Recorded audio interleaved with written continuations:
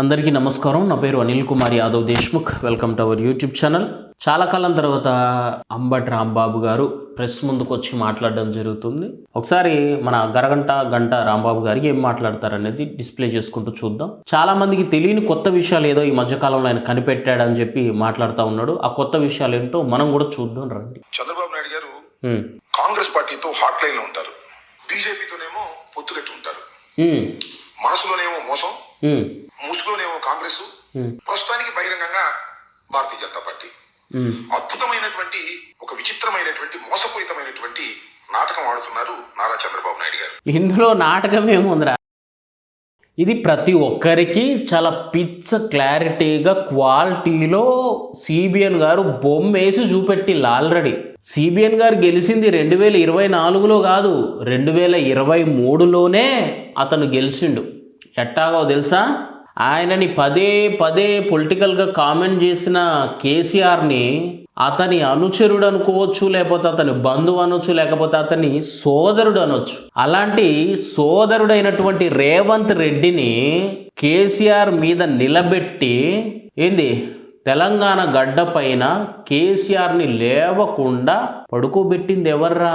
CBN. ఇది జగమెరిగిన సత్యం. ఇందులో నువ్వు కొత్తగా ఏం లేదు. 2024లో కూడా పవన్ కళ్యాణ్ గారితో కూటమి గట్టి 151 నుంచి 11 సీట్లకి అసలు శాశ్వతంగా సమాధి కట్టేసిండు సిబిఎన్. ఇది ఈరోజు నువ్వు చెప్పిన సీక్రెట్ కాదు, మాకు ఎప్పటి నుంచో తెలిసి. ఇది ఒకే దెబ్బకు ఇద్దరిని పడుకోబెట్టిన ఒక రాజకీయ చతురత కలిగిన వ్యక్తి సిబిఎన్. చాలా ఈజీగా ఆంధ్రలో కూర్చొని ఇట్టా చిటికేసిండ్రా కేసీఆర్, కేటీఆర్ కొడుకులు ఇద్దరు అసలు లేవకుండా. రేవంత్ రెడ్డి తోటి డైరెక్ట్ సిబిఎన్ కాదు, ఆయన షాడో తోటే ఓడగొట్టి ఇట్లా పడుకోబెట్టిండు. That is the power of NCBN. ఇది తెలంగాణలో ఉన్న ప్రతి ఒక్కరికి తెలుసు, మా అందరికి కూడా తెలుసు అది క్లియర్ కట్గా. నువ్వేదో తెర ముందు ఓపెనే తెరే లేదు, ఇక్కడ తీసే ఉంది తెర, చూసుకో. నీ కళ్ళు ఇంతకాలం అందుకు నీ కళ్ళు కనిపించలే, కానీ మా అందరికీ విజువల్ 1080లో కాదు 4K క్వాలిటీలో కనిపించింది మాకు పిక్చర్. సిబిఎన్ కొట్టిన దెబ్బ 23, 24లో వరుసగా దెబ్బ మీద దెబ్బ. అక్కడ కూర్చొని ఇక్కడ చక్రం తిప్పిండ్రా సిబిఎన్. తెలుసా రేవంత్ రెడ్డి ఎట్లా గెలిచిండు? ఎవరికి తెలీదు, అందరికీ తెలుసు. బట్ గెలిచిన తర్వాత రేవంత్ రెడ్డి చేసే రూలింగ్ బాగుంది. మాకు ఇంతకుముందు బీఆర్ఎస్ చేసిన రూలింగ్ కంటే ఇప్పుడు రేవంత్ చేస్తున్న రూలింగ్ చాలా బాగుంది. అందరికీ రుణమాఫీ జరిగిపోయింది, ఇందిరా మిల్లులకు సరైన బిల్లులు పడతా ఉన్నాయి, కొత్తగా పెన్షన్లు కూడా అప్లికేషన్ పెట్టుకోమని ఒక డేట్ వదిలిపెట్టారు. అప్పుడప్పుడు రైతు బంధు లేట్ అవుతుంది, అదొక్కటే ప్రాబ్లం తప్పితే మిగతా అంతా బాగానే ఉంది. సాటిస్ఫైడ్. గెలుపుకి సిబిఎన్ కారణమైనా కానీ ఈయన మాత్రం రూలింగు, ఈయన చేస్తున్న పనులు చాలా చక్కగా ఉన్నాయి. సో ఇందులో నువ్వు కనిపెట్టింది ఏంది? ఇంటికే ఏం లేదు, నువ్వు కనిపెట్టింది అసలు అది అందరికీ తెలిసింది. ముందు బీజేపీతో ఉంటారు, తెరవేమో కాంగ్రెస్ పార్టీతో ఉంటారు. ఇది చంద్రబాబు నాయుడు గారి గేమ్ ప్లాన్. నువ్వు అద్దాలు తీస్తే నీకు తెరగా ఉందా? బీజేపీ అనేది అక్కడ తెర లేదు, అద్దాలు ఉన్నాయి. నీ అద్దాలు అడ్డం వచ్చా తెరలాగా కనపడతాను. తెర తీసే ఉంది, ఆల్రెడీ తెర తీసే ఉంది, అందరం చూస్తూనే ఉన్నాం ఏం జరుగుతుందనేది. ఒక అవసరార్థం ఉన్నటువంటి రాజకీయ పార్టీగా వాడుకునేటటువంటి పరిస్థితి చేస్తున్నారు. నిన్న చాలా విచిత్రం. హైదరాబాద్ లో మనకు ఒకప్పుడు ఉమ్మడి రాజధాని, నందమూరి తారక రామారావు గారు కూడా హైదరాబాద్ రాజధానిగా ఉన్నటువంటి ప్రాంతాన్ని, మన ప్రాంతాన్ని ముఖ్యమంత్రిగా చేసినటువంటి వ్యక్తి. ఆయన విగ్రహాన్ని ఆవిష్కరించారు. ఎవరు ఆవిష్కరించారు? కాంగ్రెస్ పార్టీ ముఖ్యమంత్రి గారు ఆవిష్కరించారు. ఆవిష్కరించకూడదని కాదు నా ఉద్దేశం. కాంగ్రెస్ పార్టీ ముఖ్యమంత్రి గారు వెళ్ళి ఆవిష్కరించారు.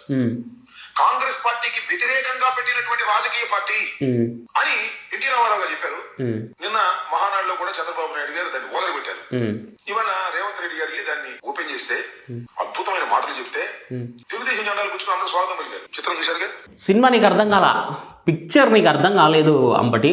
మ్యాటర్ ఏంటంటే, సరే నువ్వు అన్నట్టుగా కాంగ్రెస్ని అంతం చేయడానికే పుట్టింది, కాంగ్రెస్కి వ్యతిరేకంగానే ఆ టైంలో ఎన్టీఆర్ గారు పార్టీని పెట్టింది నిజం. అలాంటి పరిస్థితి నుంచి ఈరోజు ఏ పార్టీకి అయితే వ్యతిరేకంగా పెట్టినావో ఆ పార్టీ వాళ్ళ నుంచే ఆ పార్టీ ముఖ్యమంత్రి నేరుగా గవర్నమెంట్లో ఉండి ముఖ్యమంత్రి వెళ్ళి ఆ విగ్రహాన్ని ఆవిష్కరించిందంటే అతనికి ఎలివేషన్ అయ్యండి రా చేతనైతే. అది వదిలిపెట్టి అసలు సిబిఎన్ గారు కాంగ్రెస్ని తిడుతూ ఉంటారు, అలాంటిది కాంగ్రెస్ వాళ్ళు ఎన్టీఆర్ విగ్రహాన్ని ఎందుకు ఆవిష్కరించిల్లని ఏందరి డౌట్లు అసలు. ఏదో అంటారు చూసినావా, ఎక్కడైతే అవమానం జరిగిందో, ఎక్కడైతే మనం అంటే పడకుండా ఉన్నారో అక్కడనే మనకు విగ్రహాలు పెడతాలంటే దాని అర్థం ఏంది? మనం గెలిచామని అర్థం, వాళ్ళ మనసుల్ని గెలిచామని అర్థం. ఈరోజు కాంగ్రెస్ పార్టీ తెలంగాణలో అధికారంలోకి వచ్చిందంటే దానికి కారణం ఎవరు? టీడీపీ అధినేత చంద్రబాబు నాయుడు గారు. మరి అలాంటి టీడీపీ పార్టీని స్థాపించిన ఎన్టీఆర్ బొమ్మని ఎందుకు రేవంత్ రెడ్డి ఆవిష్కరించారా? ఓపెన్గానే చెప్తానా, ఎందుకు చేయకూడదు? చేస్తాడు, రేవంత్ రెడ్డి ఓపెన్ చేస్తాడు. దాంతోపాటు మంచి రూలింగ్ కూడా అందిస్తాడు, రైతుల్ని సాటిస్ఫై చేస్తాడు, ఫ్రీ బస్ ఇస్తాడు, ఫ్రీ కరెంట్ ఇస్తాడు. చెప్పుకుంటా పోతే బోల్డ్ ఉంది సబ్జెక్ట్, మళ్ళీ వేరే పొద్దుద్దులే. ఇప్పుడు కాంగ్రెస్ పార్టీ ముఖ్యమంత్రి కాంగ్రెస్ పార్టీకి వ్యతిరేకంగా పెట్టినటువంటి ఒక రాజకీయ పార్టీకి స్వర్గస్థులైనటువంటి ఎన్టీ రామారావు గారి విగ్రహాన్ని కాంగ్రెస్ పార్టీ ముఖ్యమంత్రి ఆవిష్కరిస్తుంటే తెలుగుదేశం జెండాలు పెట్టుకుని వెళ్ళి ఆహ్వానం పలికారు. చంద్రబాబు నాయుడు గారు మాత్రం హాట్ గా మన ఇంతో మాట్లాడుతూ ఉంటారు రేవంత్ రెడ్డి గారితో. మీకు గుర్తుందో లేదో? అవునరా, నేను అదే అంటనా.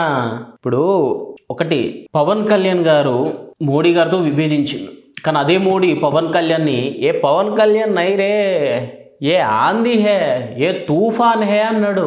అది ఎలివేషనా లేకపోతే ఏందది? మోడీని పవన్ కళ్యాణ్ విమర్శించింది నిజమే, కానీ అదే మోడీ పవన్ కళ్యాణ్ గారిని ఏ ఆంధీ హే, ఏ పవన్ కళ్యాణ్ నాయి అన్నాడు. అంటే ఏం దాని అర్థం? అంటే ఎక్కడ నెగ్గాలో కాదు ఎక్కడ తగ్గాలో తెలవాలి, ఎక్కడ తగ్గాలో కాదు ఎక్కడ నెగ్గాలో కూడా తెలవాలా.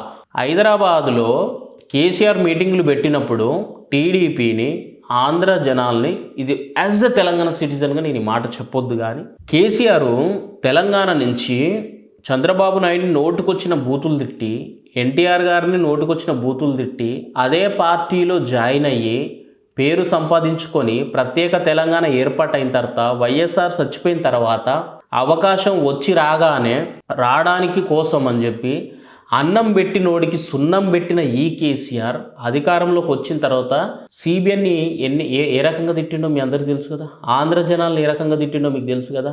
మరి అలాంటప్పుడు నీకు అన్నం పెట్టిందే మేము, నీకు రాజకీయ భిక్ష పెట్టిందే మేము, కాబట్టి మా ఫోటో హైదరాబాదు నడిబొడ్డున ఉండాలా అని చెప్పి ఒక ఎన్టీఆర్ విగ్రహాన్నే రేవంత్ రెడ్డి చేత సిబిఎన్ ఆవిష్కరించిందంటే హ్యాట్సప్ కొట్టాలరా మీరంతా.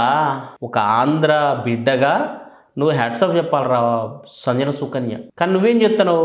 దిస్ ఈజ్ నాట్ రైట్ రా, ఇది అసలే కరెక్ట్ కాదు. మాకు రూలింగ్ బాగుంది కాబట్టి మేము యాక్సెప్ట్ చేస్తాను, అదర్వైజ్ యాజ్ ఎ తెలంగాణ సిటిజన్గా నేను యాక్సెప్ట్ చేయను. వాస్తవానికి ఆధిపత్యం ఇక్కడ వద్దనే ఉద్యమాలు జరిగినాయి, ఆ మాట వాస్తవం. కానీ ఇక్కడ ఆధిపత్యం కంటే కూడా మాకు అవకాశాలు కావాలా, మాకు రూలింగ్ బాగుండాలా, మాకు పథకాలు సరిగ్గా అందాలా, రైతులకి మేలు జరగాల, అవన్నీ రేవంత్ రెడ్డి చేస్తాడు కాబట్టి మేము గమ్మున ఉన్నాం. అది మాకు జరగన్నాడు మళ్ళీ మేము కూడా మాట్లాడతాం. బట్ ప్రస్తుతానికి వీఆర్ సాటిస్ఫైడ్. సో మాకు ఎన్టీఆర్ బొమ్మ పెట్టినంత మాత్రాన మాకు వచ్చిన ఇబ్బంది ఏం లేదు. అర్థమవుతుందా? ఎన్టీఆర్ బొమ్మ ఎక్కడైనా ఎందుకు లేదు, మా ఊళ్ళో కూడా బోల్డ్ అన్నీ ఉన్నాయి. నేను చెప్పిన కదా ఇంతకుముందు. ఇప్పటికీ చంద్రబాబు అన్న, టీడీపీ పార్టీ అన్న ఇట్లా కోసుకునేటోళ్ళు ఇక్కడే మా పక్కన బోల్డ్ అంత మంది ఉన్నారు, మా వాళ్ళు, మా అన్నలే.